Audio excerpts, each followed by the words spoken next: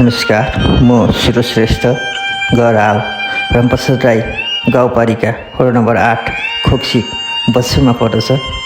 आज म रामप्रसाद राई गाउँपालिकाको बारेमा सानो कविता भन्न गइरहेको छु।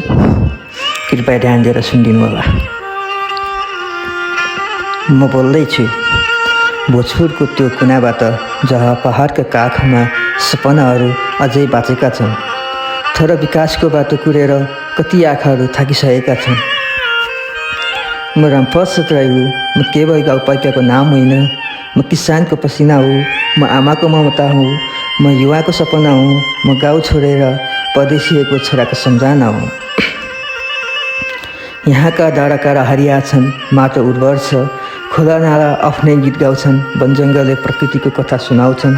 तर मेरो मुटुमा एउटा प्रश्न छ, यी सम्भावनाहरूले कहिले अवसर पाउने? वर्षौँ भयो सुन्दै आएको छु, अब विकास हुन्छ, अब बाटो बन्छ, अब रोजगारी आउँछ, अब गाउँमै भविष्य बनाउँछौँ। तर आज पनि कति युवा सपना बोकेर विदेशका विमान चलिरहेका छन्।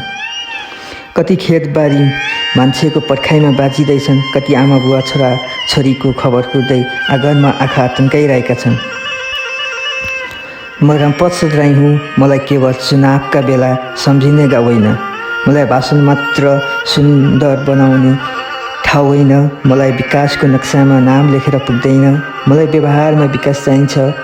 मलाई राम्रो सडक चाहिन्छ जहाँ बिरामीलाई अस्पताल पुर्याउन घन्टौँ बोकेर हिँड्न नपरोस्।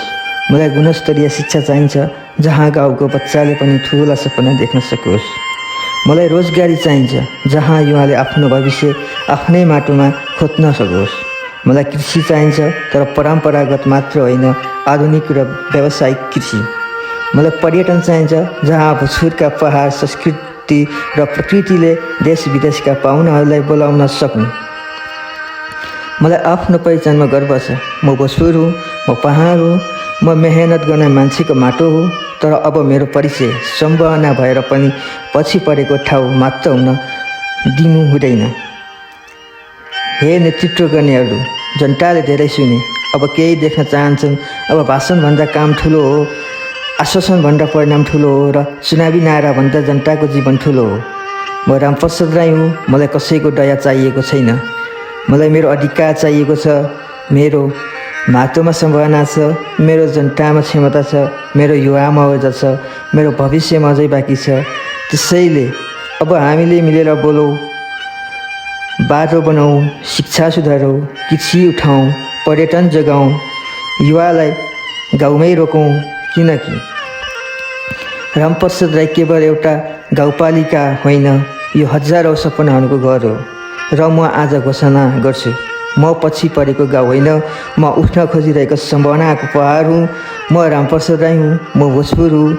म मेरो माटो हुँ, र अब म आफ्नो भविष्य आफै लेख्न चाहन्छु। हस् त, धन्यवाद।